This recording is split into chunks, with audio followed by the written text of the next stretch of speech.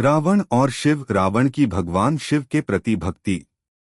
प्राचीन समय की बात है जब रावण लंका का राक्षसों का नायक था और उसकी शक्ति एवं वीरता के चर्चे दूर दूर तक फैले हुए थे।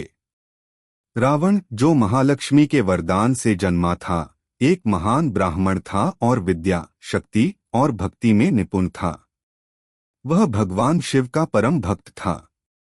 हालांकि उसकी शक्ति और अहंकार ने उसे कई बार गलत रास्तों पर भी डाल दिया था, लेकिन शिव के प्रति उसकी भक्ति कभी कम नहीं हुई। रावण का मन हमेशा भगवान शिव के ध्यान में लीन रहता था। अगर आप भगवान शिव से प्यार करते हो और हमेशा चाहते हो उनकी कृपा आप पर हमेशा बनी रहे तो चैनल को सब्सक्राइब करें, लाइक करें। जल्द ही आपको भगवान शिव आपके जीवन में नई खुशखबरी देंगे। वीडियो को लास्ट तक जरूर देखें क्योंकि आगे बहुत कुछ खास है। रावण की भक्ति की शुरुआत एक दिलचस्प घटना से हुई थी। यह उस समय की बात है जब रावण ने अपने परिवार के साथ हिमालय की ऊंचाइयों में शिव की पूजा करने का निश्चय किया था। उसकी महत्वाकांक्षा थी कि वह भगवान शिव से अत्यधिक शक्ति प्राप्त करे ताकि वह और भी अधिक शक्तिशाली हो सके और अपनी लंका का शासन कायम रख सके। लेकिन रावण का मन था कि वह भगवान शिव के साथ एक गहरी और पवित्र भक्ति का संबंध बनाए, न कि केवल शक्ति पाने के लिए उनका पूजन करे। रावण ने हिमालय की पर्वतों की ओर यात्रा शुरू की। अपनी यात्रा के दौरान उसने न केवल असंख्य कठिनाइयों का सामना किया, बल्कि कई बार उसने अपनी शक्ति का प्रदर्शन भी किया। रावण ने यह तय किया कि वह भगवान शिव के दर्शन करने के बाद ही वापस लौटेगा। इस भक्ति यात्रा के दौरान रावण को यह अनुभव हुआ कि भगवान शिव का मार्ग अत्यंत कठिन है, लेकिन उसे अपने लक्ष्य की प्राप्ति के लिए इस मार्ग को चुनने की आवश्यकता है। हिमालय पहुंचने पर रावण ने एक उपयुक्त स्थान पर शिव की पूजा करने का निश्चय किया।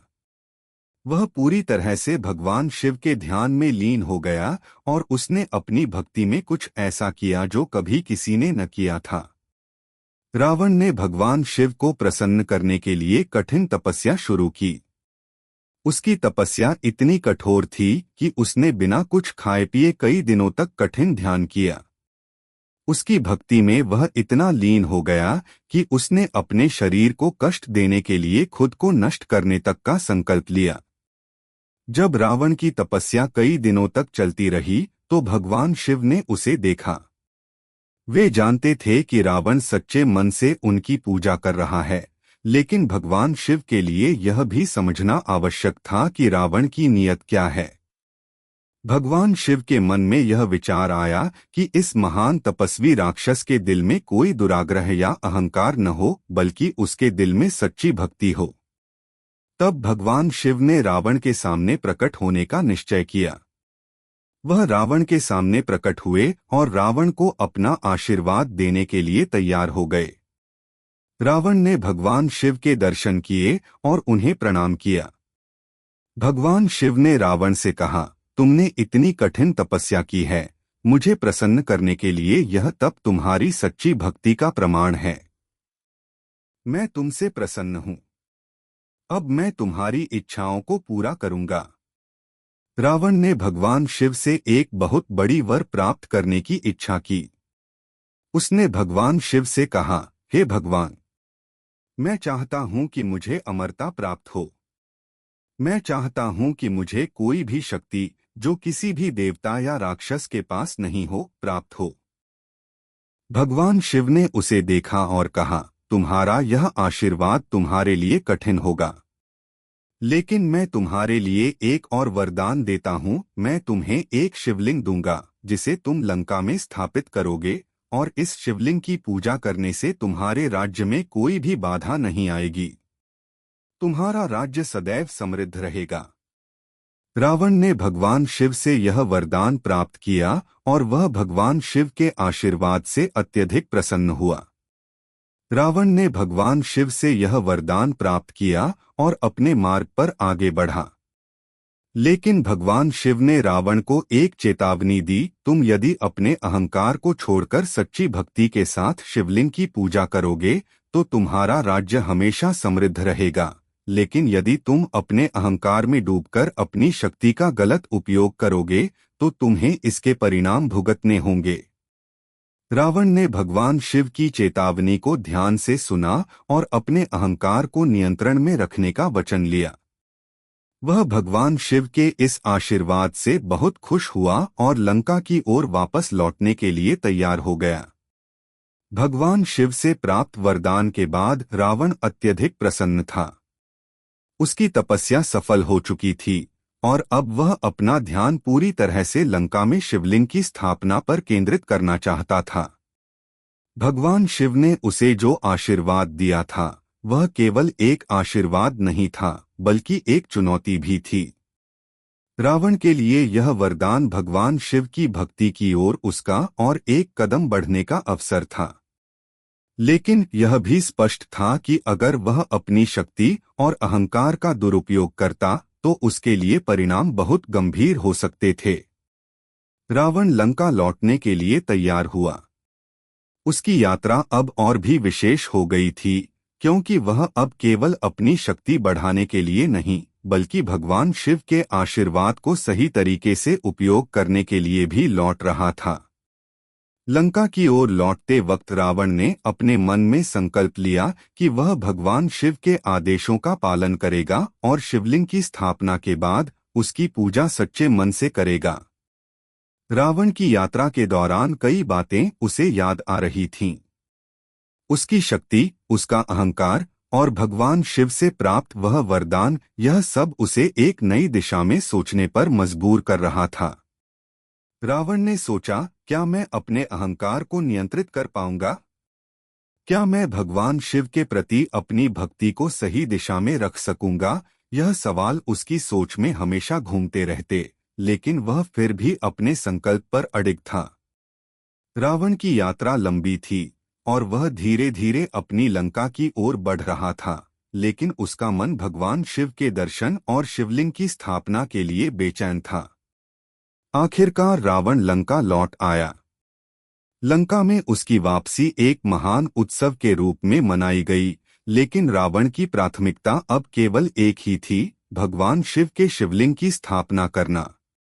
रावण ने अपने राज्य में एक ऐसे स्थान का चयन किया जहां वह भगवान शिव के शिवलिंग की स्थापना कर सके। यह स्थान एक सुंदर और शांतिपूर्ण जगह थी जो लंका के केंद्र से थोड़ी दूर स्थित थी।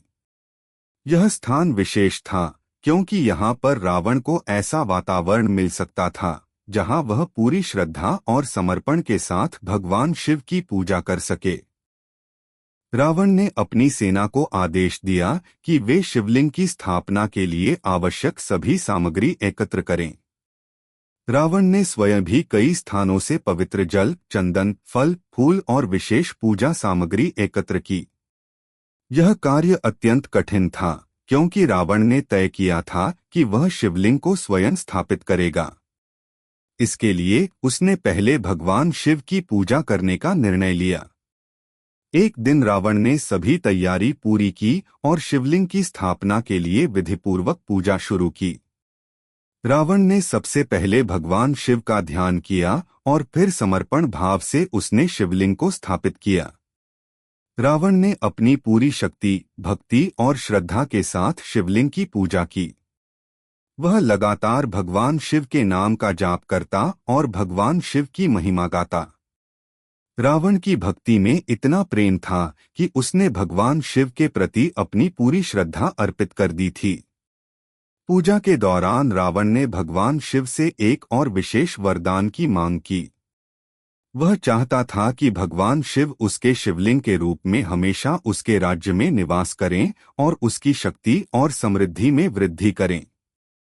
भगवान शिव के प्रति रावण की भक्ति इतनी प्रगाढ़ थी कि वह उन्हें अपने जीवन का अभिन्न हिस्सा मानता था।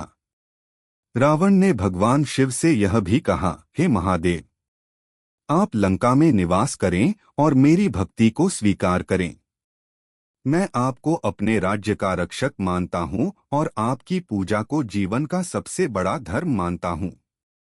भगवान शिव ने रावण की भक्ति और समर्पण को देखकर उसे आशीर्वाद दिया।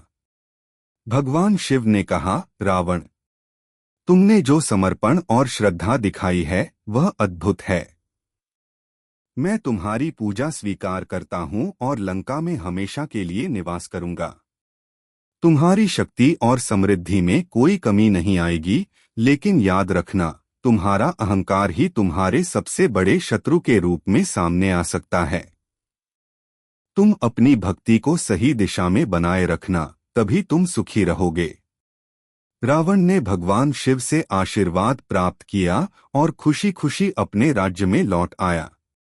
वह जानता था कि भगवान शिव का आशीर्वाद अब उसकी सफलता और समृद्धि का आधार बन चुका था। लंका में शिवलिंग की पूजा शुरू हुई और रावण ने स्वयं उसका विधिपूर्वक पूजन करना शुरू किया। धीरे धीरे रावण के राज्य में समृद्धि और सुख शांति का वातावरण बना। उसकी सेना शक्तिशाली हो गई और रावण की शक्ति और वैभव का कोई मुकाबला नहीं था। लेकिन जैसे जैसे समय बीतता गया, रावण का अहंकार फिर से सिर उठाने लगा। उसने भगवान शिव के आशीर्वाद को अपने लिए और भी ज्यादा शक्ति प्राप्त करने का जरिया समझ लिया। रावण ने सोचा कि अब उसे और भी अधिक शक्ति प्राप्त करनी चाहिए ताकि वह देवताओं से भी अधिक शक्तिशाली हो सके। यह सोचते हुए रावण का मन भगवान शिव की भक्ति से धीरे धीरे दूर होने लगा और उसका अहंकार फिर से उसकी शक्ति और समृद्धि पर हावी होने लगा।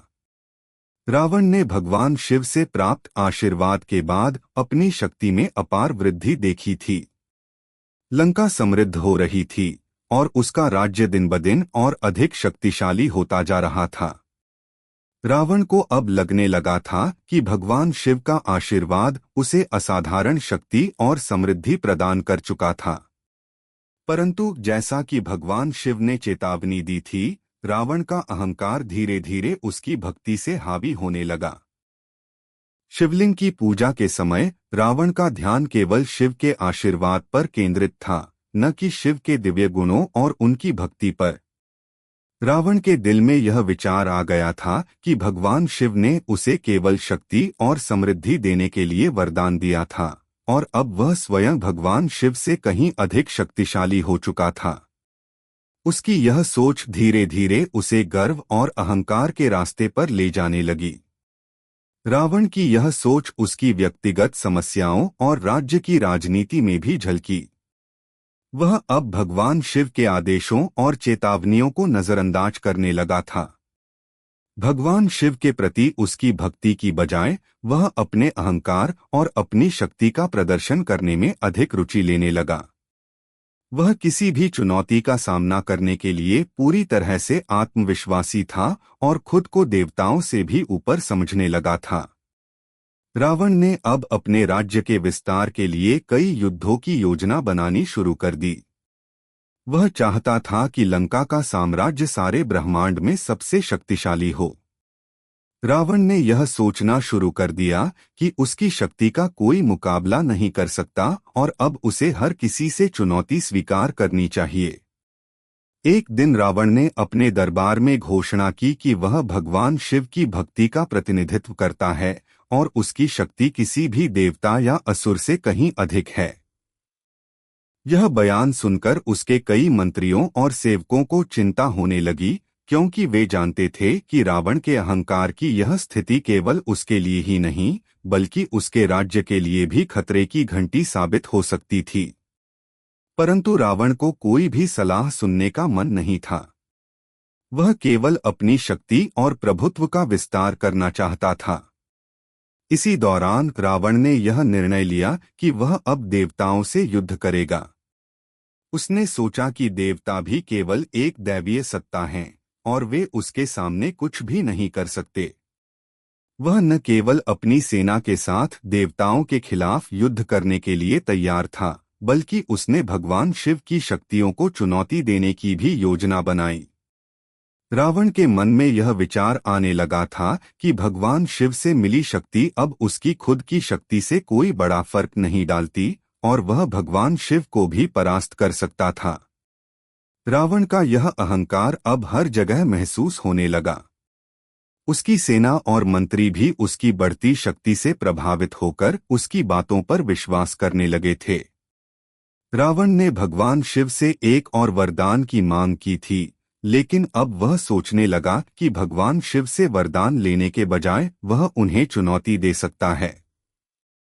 उसने अपने महल में एक विशेष समारोह आयोजित किया और घोषणा की कि वह भगवान शिव को चुनौती देने के लिए एक युद्ध का आयोजन करेगा।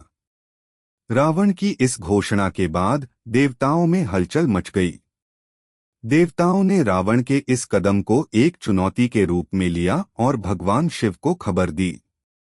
भगवान शिव ने रावण के इस बढ़ते अहंकार को समझा और उन्होंने सोचा कि अब समय आ गया है जब रावण को उसकी भूल का एहसास दिलाया जाए। भगवान शिव ने अपने गहरे ध्यान में लीन होकर रावण से मिलने का निर्णय लिया। वे रावण के महल में प्रकट हुए और वहां उनके सामने खड़े हो गए। भगवान शिव का रूप भव्य और डरावना था। उनकी आंखों में एक गहरी तपस्या का तेज था, जो रावण के दिल में डर और श्रद्धा दोनों पैदा कर रहा था। रावण भगवान शिव के सामने खड़ा था और भगवान शिव ने उससे कहा, रावण, तुमने जो भक्ति की थी वही तुम्हारी शक्ति का स्रोत बनी थी, लेकिन तुम्हारा अहंकार अब तुम्हारी भक्ति से अधिक बढ़ गया है। तुमने जो मेरी भक्ति की थी उसका उद्देश्य मेरी शक्ति प्राप्त करना नहीं था, बल्कि तुम्हारे मन में श्रद्धा और भक्ति का होना था। भगवान शिव की बातें रावण के दिल में गहरी उतर गईं, लेकिन वह अपने अहंकार से उबर नहीं पाया। उसने उत्तर दिया, हे महादेव, आपने मुझे वरदान दिया है और मैंने उस वरदान को सही रूप में इस्तेमाल किया है। मैं अब आपके सामने अपने साम्राज्य का विस्तार करने जा रहा हूं और मुझे विश्वास है कि कोई भी मुझे चुनौती नहीं दे सकता, न देवता, न असुर और न कोई और। भगवान शिव ने रावण को एक बार फिर समझाने की कोशिश की, लेकिन रावण ने उनका आदर करना बंद कर दिया था। उसने भगवान शिव को भी चुनौती देने का मन बना लिया था। रावण का यह अहंकार उसके पतन की शुरुआत थी, क्योंकि उसने भगवान शिव की चेतावनियों को पूरी तरह से नकार दिया था। रावण के अहंकार ने अब अपने चरम पर पहुंचने का समय पा लिया था। भगवान शिव की चेतावनियों को अनसुनाकर उसने स्वयं को किसी भी देवता या शक्ति से ऊपर मान लिया था।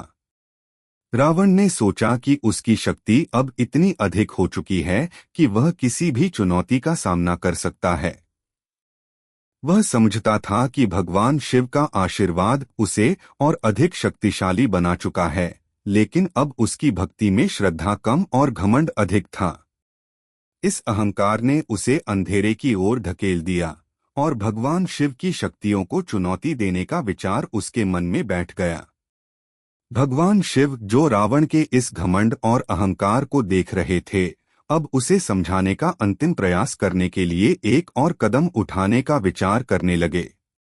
भगवान शिव जानते थे कि रावण की शक्ति और उसके पास भगवान शिव का आशीर्वाद होने के बावजूद उसका अहंकार अंततः उसे नष्ट कर देगा। उन्होंने रावण को उसके पापों और भटकाव का एहसास दिलाने के लिए एक भयंकर रूप में प्रकट होने का निश्चय किया। भगवान शिव की आंखों में जो क्रोध और गहरी तपस्या का तेज था, वह रावण के मन में डर पैदा कर रहा था, लेकिन रावण ने अपने आत्मविश्वास को बनाए रखा। वह समझता था कि वह भगवान शिव से ज्यादा शक्तिशाली है। वह शेखी बघारते हुए बोला, हे महादेव, आपने मुझे वरदान दिया है और मैंने उसका सही उपयोग किया है। अब मैं अपनी शक्ति का विस्तार करना चाहता हूँ। देवताओं से लेकर असुरों तक कोई भी मेरे साम्राज्य को चुनौती नहीं दे सकता। आप खुद को पराजित करने की कोशिश करें, ताकि मैं यह साबित कर सकूं कि मेरी शक्ति के सामने कोई नहीं टिक सकता। रावण के इस अपमानजनक वचन से भगवान शिव के मन में गहरी पीड़ा हुई, लेकिन उन्होंने अपनी शांति बनाए रखी। वे जानते थे कि रावण का अहंकार अब एक सीमित अवस्था में पहुंच चुका है। भगवान शिव ने रावण के लिए एक कठोर दंड का निर्णय लिया ताकि उसे अपनी गलती का एहसास हो सके। भगवान शिव ने रावण से कहा, तुमने मेरी भक्ति को शक्ति प्राप्ति का माध्यम समझ लिया है, परंतु शक्ति केवल परमात्मा का अस्तित्व और कृपा है। तुम्हारे अहंकार ने तुम्हारी दृष्टि को धुंधला कर दिया है। तुमने मुझे चुनौती दी है, लेकिन तुम्हारी यह चुनौती तुम्हारी विनाश का कारण बनेगी। रावण ने भगवान शिव की इन चेतावनियों को तौला नहीं और अपना युद्ध जारी रखने का निर्णय लिया। भगवान शिव ने अंततः अपनी शक्तियों का प्रकट रूप दिखाया। उन्होंने त्रिशूल को उठाया और आकाश में गगनचुंबी कंठ से रावण को चुनौती दी। भगवान शिव के इस रूप को देखकर लंका के सभी लोग घबरा गए, लेकिन रावण ने अपनी सेना को इकट्ठा किया और भगवान शिव के सामने युद्ध के लिए खड़ा हो गया। रावण ने भगवान शिव से कहा, आप भगवान हैं, लेकिन आज मैं आपको यह साबित करूंगा कि कोई भी शक्ति मुझसे बड़ी नहीं है। रावण ने अपनी पूरी सेना के साथ भगवान शिव की ओर बढ़ने का निर्णय लिया। रावण का मन था कि उसकी शक्ति और भगवान शिव के आशीर्वाद के कारण वह जीत सकता है, लेकिन यह उसकी सबसे बड़ी भूल थी। वह यह भूल गया था कि शक्ति का असली स्रोत परमात्मा में है, न कि किसी व्यक्ति में। जैसे ही रावण भगवान शिव से युद्ध के लिए आगे बढ़ा, भगवान शिव ने अपनी दिव्य शक्ति का प्रयोग किया। एक प्रचंड और भयंकर युद्ध छिड़ गया। रावण ने अपनी पूरी ताकत से भगवान शिव से मुकाबला करना शुरू किया। उसकी सेना ने भी भगवान शिव के साथ युद्ध करना शुरू किया, लेकिन भगवान शिव की शक्ति के सामने सभी की शक्ति क्षीण हो गई। भगवान शिव ने अपनी त्रिशूल से रावण को कई बार परास्त किया, लेकिन रावण का अहंकार फिर भी कम नहीं हुआ। उसने फिर से भगवान शिव से कहा, यह युद्ध अभी खत्म नहीं हुआ है। मेरी शक्ति और मेरी वीरता किसी से कम नहीं है। भगवान शिव ने रावण की यह चुनौती स्वीकार की, लेकिन उन्होंने उसकी दुष्टता और अहंकार को पूरी तरह से समाप्त करने के लिए एक और कदम उठाया। भगवान शिव ने अपनी शक्ति से रावण को अपनी शक्ति का एहसास दिलाना शुरू किया।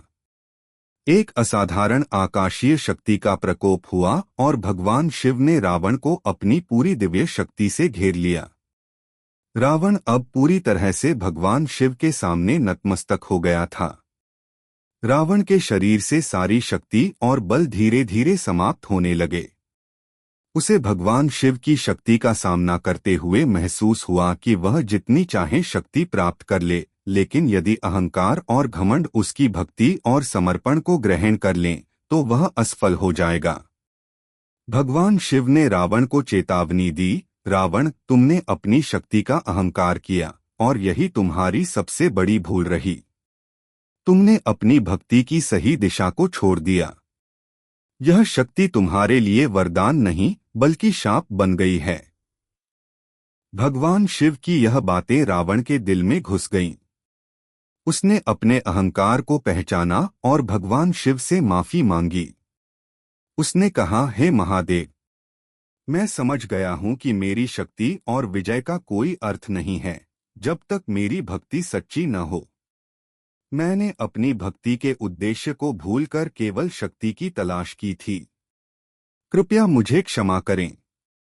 भगवान शिव ने रावण की माफी स्वीकार की, लेकिन उन्होंने उसे एक अंतिम चेतावनी दी, तुमने जो किया है उसकी कीमत तुम भोगोगे, लेकिन यदि तुम सच में पछता रहे हो तो तुम्हारी शक्ति अभी भी तुम्हारी मदद करेगी। तुमने जो कुछ भी किया है उसके परिणाम भुगतने के लिए तैयार रहो। रावण ने भगवान शिव से फिर से आशीर्वाद प्राप्त किया, लेकिन उसे समझ आ गया था कि शक्ति और भक्ति का सही संतुलन होना चाहिए। भगवान शिव ने रावण को अपना अंतिम आशीर्वाद दिया और रावण अब समझ चुका था कि किसी भी शक्ति का दुरुपयोग उसकी विनाश का कारण बन सकता है। रावण ने भगवान शिव से अपनी गलती का एहसास किया था और उसकी भक्ति का रास्ता अब कहीं न कहीं सही दिशा में मुड़ चुका था। भगवान शिव ने उसे चेतावनी दी थी कि उसकी शक्ति और सामर्थ्य के बावजूद यदि वह अपनी भक्ति में सच्चाई और समर्पण नहीं लाता तो उसका अहंकार उसे अपने मार्ग से भटका सकता था। रावण ने अपनी भूल को पहचान लिया था और भगवान शिव से माफी मांगी थी, लेकिन उसने यह भी जान लिया था कि केवल माफी मांगने से काम नहीं चलेगा, उसे अपने कार्यों के परिणाम भुगतने होंगे। भगवान शिव ने रावण को आशीर्वाद दिया था, लेकिन यह आशीर्वाद किसी विजय के रूप में नहीं बल्कि एक चेतावनी के रूप में था। रावण को यह महसूस हो चुका था कि उसकी शक्ति को सही दिशा में प्रयोग करने के लिए उसे पहले अपने अहंकार को त्यागना होगा। लेकिन क्या रावण उस राह पर चलने के लिए तैयार था या फिर वह अपने अतीत से जुड़ी पुरानी आदतों को फिर से अपनाएगा? भगवान शिव से मिली चेतावनी के बाद रावण ने अपने राज्य में शांति का प्रयास किया। लंका के लोग और उसकी सेना अब उसे एक नए दृष्टिकोण से देखने लगे थे। उन्होंने रावण को एक अलग ही रूप में देखा। वह अब पहले जैसा अहंकारी और दंभ से भरा हुआ नहीं था। रावण ने भगवान शिव के शिवलिंग की पूजा को पूरी श्रद्धा और समर्पण के साथ करना शुरू किया। उसने अपना पूरा जीवन भगवान शिव की भक्ति में समर्पित करने का संकल्प लिया और यह वादा किया कि अब वह शक्ति का उपयोग केवल अच्छे कार्यों के लिए करेगा। लेकिन रावण का अहंकार और शक्ति की लालसा अब भी पूरी तरह से समाप्त नहीं हुई थी। उसकी भक्ति में सच्चाई और श्रद्धा जरूर आई थी, लेकिन उसके भीतर एक गहरी चाहत अब भी जीवित थी। वह चाहता था कि वह और भी शक्तिशाली बने। उसने सोचा, भगवान शिव ने मुझे अपार शक्ति दी है और मैं इसका और अधिक इस्तेमाल कर सकता हूँ। रावण का मन एक बार फिर उस राह पर बढ़ने लगा जिस पर उसने पहले ही गलत कदम उठाए थे। वह भगवान शिव से फिर से वरदान प्राप्त करने के लिए विचार करने लगा।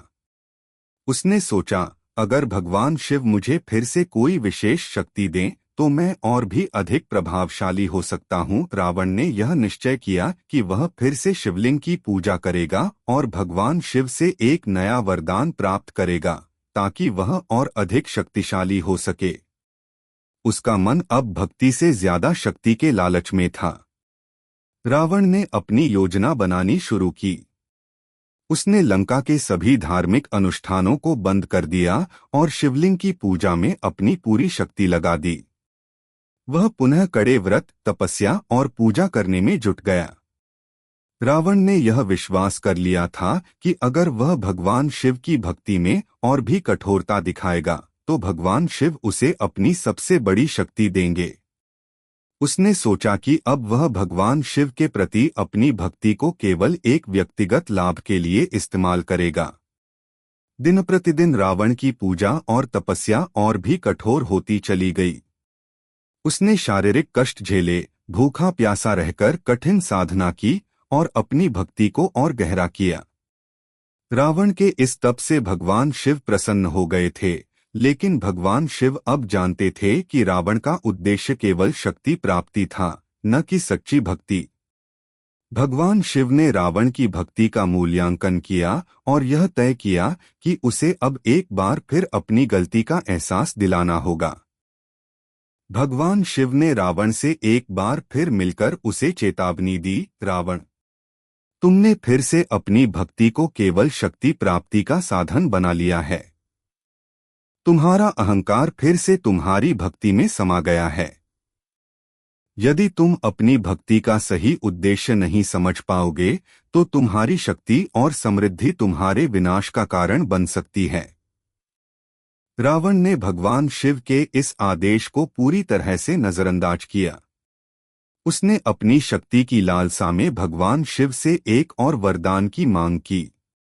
वह चाहता था कि भगवान शिव उसे और अधिक ताकतवर बना दें ताकि वह देवताओं और अन्य शक्तियों को परास्त कर सके। रावण ने भगवान शिव से यह कहा, हे महादेव, आपने मुझे पहले ही अपार शक्ति दी है, लेकिन मैं चाहता हूं कि मुझे और अधिक शक्ति प्राप्त हो। मैं चाहता हूं कि मैं इस ब्रह्मांड का सबसे शक्तिशाली व्यक्ति बनूं।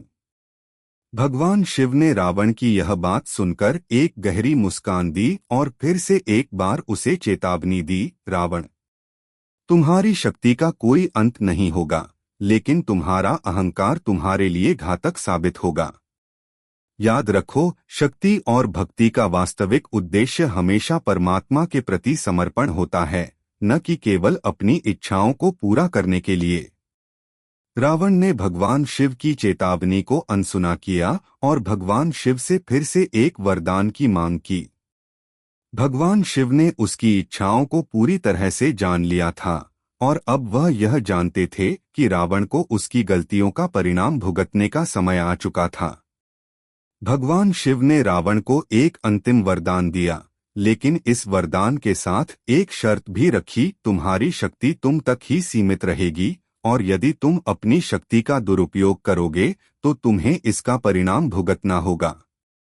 रावण ने भगवान शिव से प्राप्त वरदान को अपनी शक्ति का विस्तार करने के रूप में लिया और यह सोचकर बहुत प्रसन्न हुआ कि अब वह दुनिया का सबसे शक्तिशाली व्यक्ति बन जाएगा। लेकिन भगवान शिव ने जो शर्त रखी थी वह रावण के लिए एक आशीर्वाद से अधिक एक चेतावनी बन गई। रावण के अहंकार को अब फिर से नियंत्रित नहीं किया जा सका। उसने अपनी शक्ति का दुरुपयोग करना शुरू कर दिया और इस तरह उसके लिए सबसे बड़ी त्रासदी की शुरुआत हुई। रावण का अहंकार अब अपने चरम पर पहुंच चुका था। भगवान शिव ने उसे अपनी शक्ति का सही उपयोग करने की सलाह दी थी, लेकिन रावण ने उसकी परवाह नहीं की। भगवान शिव के आशीर्वाद के बावजूद रावण अपनी शक्ति और सामर्थ्य का दुरुपयोग करने लगा। उसने अब अपने दिमाग में यह ठान लिया था कि वह स्वयं को देवताओं से भी ऊपर मानने लगा था और यही उसका सबसे बड़ा पाप साबित हुआ। रावण ने भगवान शिव से जो वरदान प्राप्त किया था उसका उसने पूरी तरह से गलत दिशा में इस्तेमाल किया। अपनी शक्ति के मद में चूर होकर वह देवताओं से युद्ध करने की योजना बनाने लगा।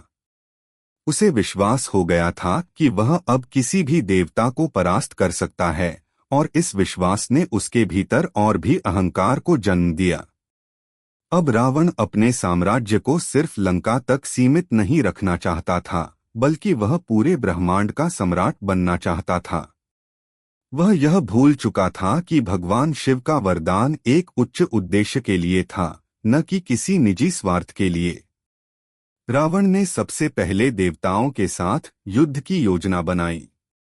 उसने इंद्रदेव से लेकर अन्य देवताओं तक सभी को चुनौती दी और यह ऐलान कर दिया कि वह सभी देवताओं को परास्त करके उनका साम्राज्य छीन लेगा। उसने यह भी कहा कि भगवान शिव का आशीर्वाद उसे अव्यक्त शक्ति प्रदान करता है और अब वह न केवल स्वर्ग के देवताओं से बल्कि किसी भी असुर से भी अधिक शक्तिशाली है। देवताओं ने रावण के इस घमंड को लेकर चिंता व्यक्त की।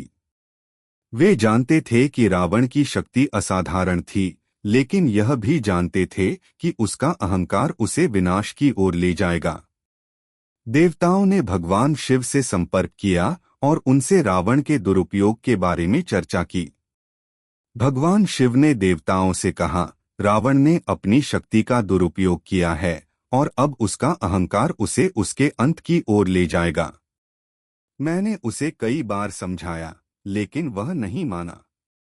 भगवान शिव के शब्दों को सुनकर देवताओं ने तय किया कि वे रावण से युद्ध नहीं करेंगे, क्योंकि वे जानते थे कि केवल भगवान शिव ही रावण को उसकी गलतियों का एहसास करवा सकते थे। देवताओं ने भगवान शिव के आदेश का पालन किया और युद्ध से बचने की कोशिश की, लेकिन रावण के अहंकार में कोई कमी नहीं आई। वह अब देवताओं से नहीं बल्कि भगवान शिव से भी युद्ध करने की सोचने लगा था। उसकी सोच थी कि वह अपने साम्राज्य को बढ़ाकर हर किसी को नष्ट कर देगा। रावण ने शिवलिंग को अपवित्र किया और उसकी पूजा को एक प्रकार से चुनौती देने का काम किया। रावण की यह चुनौती भगवान शिव तक पहुंच गई।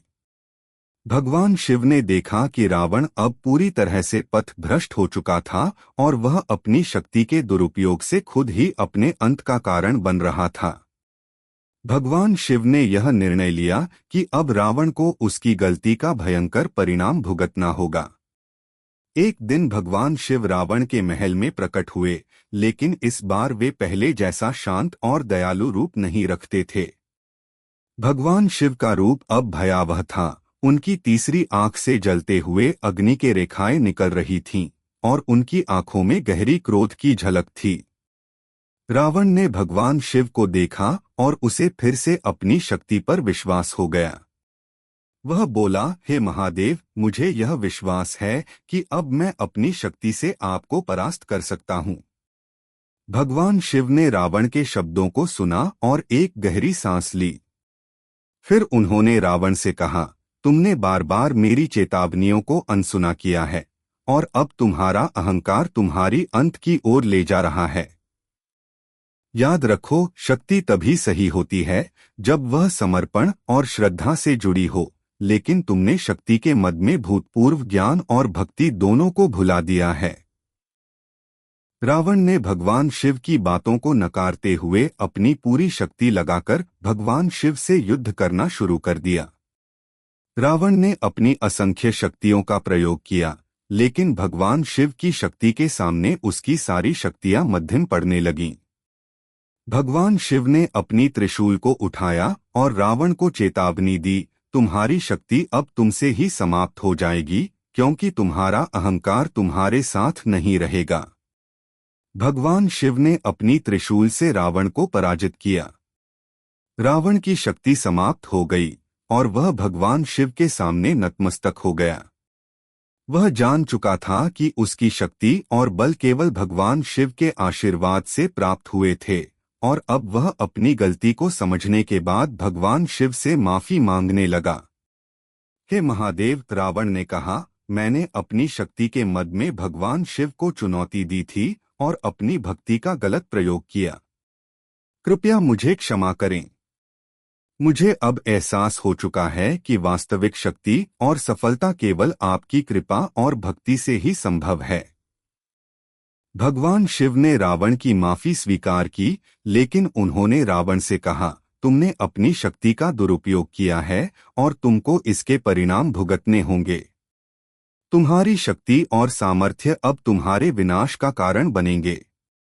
याद रखो, यह शक्ति तुम्हारे लिए वरदान नहीं रही, बल्कि शाप बन चुकी है। रावण को भगवान शिव की यह बातें बहुत गहरी लगीं।